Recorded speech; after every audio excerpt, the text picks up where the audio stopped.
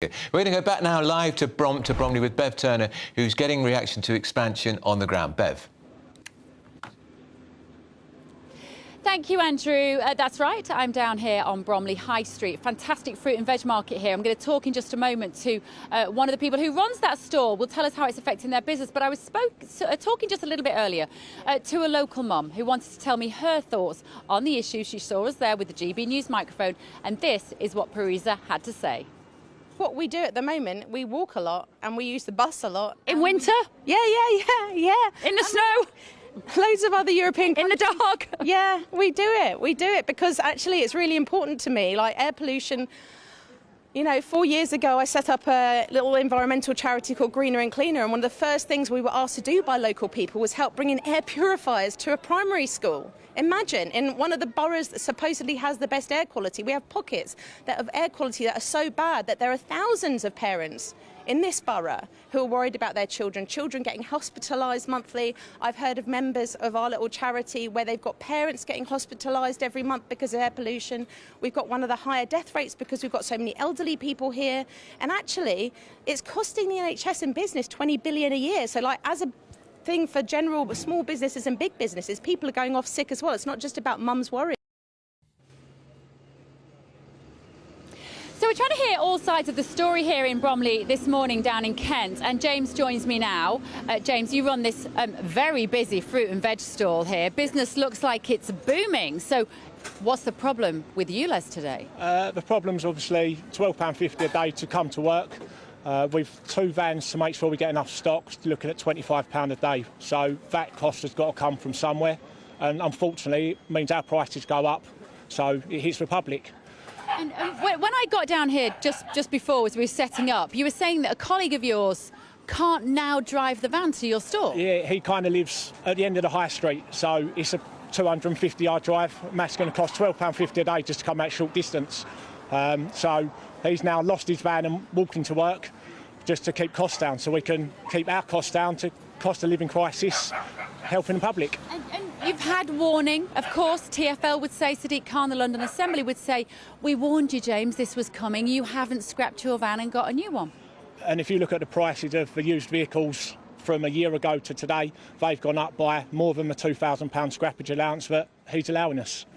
Is that because, do you think that people who are selling second-hand compliant cars have put the prices up for that very reason? They know they're in demand. Yes. Yeah. It's supply and demand, so they've seen an opportunity and have taken full advantage of it. And it just impacts local businesses, footfall of customers. So with you, if you're bringing your 2 vans here today to put all this fantastic produce, and we need more people like you running these small businesses. We don't just want to buy all our fruit and veg from the supermarket. Look how wonderful this is. How will you manage that 25 quid extra a day? You're just going to pass it on to the customer? We have to pass it on, and it's the same with, obviously we speak to the other market traders who come down and they're in the same position. The price increase will just go on to the general public because we can't afford to not do it, basically. And are your customers very wealthy people? Will they be able to pay you an extra few pounds? I can see somebody in the queue behind laughing at that suggestion. I'm a customer. I'm a regular customer. And can you imagine a time when the prices have to go up? I'm sorry, my love, she's trying to do her shopping. I mean, how do you feel when you hear that lovely James here, that runs the store, that you come to regularly, saying that because of this policy, your prices will go up? Well, we can't afford these things, to be honest. Really, everybody is suffering from this. And people, they can't afford it. Yeah. Do you drive? I'm a bus driver. You're a bus driver. So this will be good for you then, you see. Sadiq Khan would say he's doing this for you. Just parked over there. Would you like to see more people on public transport? Oh yeah, definitely. But this is part of the way of making that happen, isn't it? By putting ULEZ on cars, people will get on your bus. I'm not going to complain. Yeah, you'd have no complaints about that. It's a difficult, obviously it's a difficult issue to make. You can't keep everybody happy all of the time. Thank you, James. Just turning here to Simon Forthorpe, who is the local councillor, Conservative councillor. We're hearing all sides of this story this morning, Simon, but what's your position on it? Well, obviously we're still opposed to it. We continue to oppose it, and I'll be going up to the protest at Downing Street later to continue protesting. And if Mr Khan thinks it's stopped, it hasn't. The protests go on because we know that our Conservative candidate Susan Hall will scrap the ULEZ on day one. So therefore, this will not go away right up until the next election. But how important do you think that issue is going to be at the mayoral election? It's very important because everybody around here recognises that effectively you've got a hole in the dam, and what you've got is the people responsible for the hole in the dam throwing stones at people who've got nothing to do with it. And in fact, the real hole is actually in TfL's finances, which Mr Khan has had no control over. And that's what it's about. It's about filling that gap in the finances. Nothing to do with clean air. Myself and many other people would be right at the front of the queue if it was to do with clean air. We'd be there saying, come on, let's do something about it, but it's not. The word that we often hear Sadiq Khan use when he's talking about ULEZ and the expansion of ULEZ is safety, Simon. He says this is for your safety, for the public, for the London people. This is going to keep you safe. Well, if he's more worried about safety, he'd be doing something about knife crime. More young people die through knife crime than die through asthma each year. That's the sort of thing. So it shows how he's got his priorities wrong. It's got nothing to do with safety in that sense. It's all to do with money raising. Go back to square one. Follow the money. And I say this to every news channel out there, follow the money.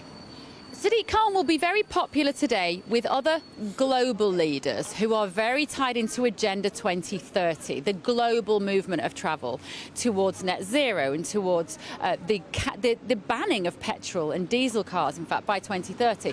Is he showboating a bit, do you think, on the global stage? Because he now has the largest ULEZ zone in the world. You'll have to ask him whether he's showboating, but I can tell you this. If he's doing it for his own ego, that is another reason not to do it. You should be doing it for what is good and what is right. And as I said, everybody knows that the air pollution on the tube is far, far worse than it is around here. And even in central London, it's far worse than it is out here. So why isn't he tackling that? If you knew there was a problem with air pollution somewhere, you tackle that first. You wouldn't then go and punish the people who's got nothing to do with. OK, well, local councillor Simon Forthorpe, thank you so much for joining us here in Bromley this morning. I just want to read you a little bit of what Sadiq Khan has said, Andrew, this morning. He said it is a landmark day. It will lead to a greener, healthier London. And Sadiq Khan says all the evidence shows that it's clean air zones like ULEZ that are the game changer in a city like London. All right, that's Bev Turner, and we'll be going back to Bev in Bromley. He's also said in an interview, he's done the morning round of interviews this morning, which is more than the Labour Party has. They've ducked out of those because they don't want to be asked about ULEZ. He says, I accept that ULEZ was a factor in relation to Uxbridge and Rise, but a lot of misinformation in relation to that campaign. So he's accepting, effectively, his wretched ultra-low emission zone expansion cost them victory in the Rise by-election. Mark Longhurst and Pip Thompson. But first, we're going to get a final word from Beverly Turner, who is down there in... where is she? She's in Kent, talking about the expansion of the ultra-low emission zone. Bev. Thank you, guys. I'm sorry I wasn't in the studio today, but it's been really interesting here down in Bromley this morning. Just one message here. This acts as a bit of a morality tale for you all. This is one viewer, Diana, local to here. She said she checked her car reg on the website, ULEZ website, 3 times in the last month, was told that her car was compliant. Today, she logged on for a final check and suddenly the site said that her car was not compliant. Diana says, I'm 74 years old. I'm now left with the prospect of having to fork out for a new car suddenly or not be able to do the shopping or go out with the car. So check if your car is compliant today if you live in any of these London boroughs. As we've said, it isn't just a London issue. There are 15 ULEZ zones around the country now, very possibly coming to a town near you soon. Hopefully after today you understand it a little bit better and you might have an opinion on it. I've had a great morning here. We've got Pip and Mark up next. Pip, what's coming up?